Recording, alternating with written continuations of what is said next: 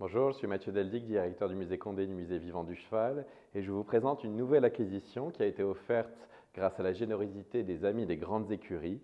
C'est une statuette de bronze, comme vous pouvez le voir, qui est présentée pas très loin d'ici dans la salle consacrée à l'armée et qui représente Louis d'Orléans à cheval.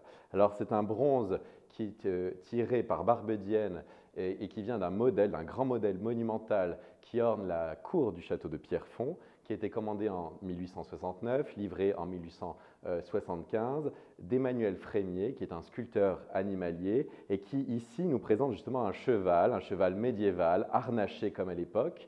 C'est une statue historiciste qui nous montre un prince, Louis d'Orléans, le frère du roi Charles VI, qui est l'époux de Valentine Visconti et qui possédait notamment ce château de Pierrefonds parmi ses domaines, un prince des fleurs de lys, qui justement est désigné par son écu, qui est juste derrière son dos, qui présente les armes d'Orléans. Et nous sommes ici à Chantilly, dans une demeure de la famille d'Orléans, une autre branche d'Orléans. Et ce prince, en fait, a connu une tragédie dans sa vie. Il a été assassiné très jeune, en 1407, par le duc de Bourgogne.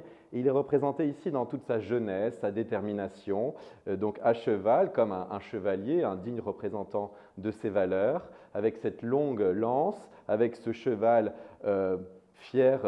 fièrement campé, avec cet harnachement médiéval historiciste, avec toute cette armure. Vous avez les solerets, vous avez le heaume qui est levé. C'est d'ailleurs un détail assez intéressant qui fait apparaître le visage du prince, sa détermination. Et c'est comme si ce prince attendait d'entrer dans la bataille.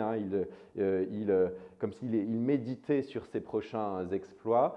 Et nous sommes ici face, je vous le disais, à une statue historiciste. Nous sommes au XIXe siècle. C'est une statue qui représente un prince du début du XVe siècle pour un château reconstruit, réhabilité par Viollet-le-Duc sous Napoléon III en 1870. Et donc on est dans cette veine qui essaye d'explorer tous ces détails archéologiques, notamment du harnachement du cheval. Vous avez ici un très beau chanfrein, par exemple.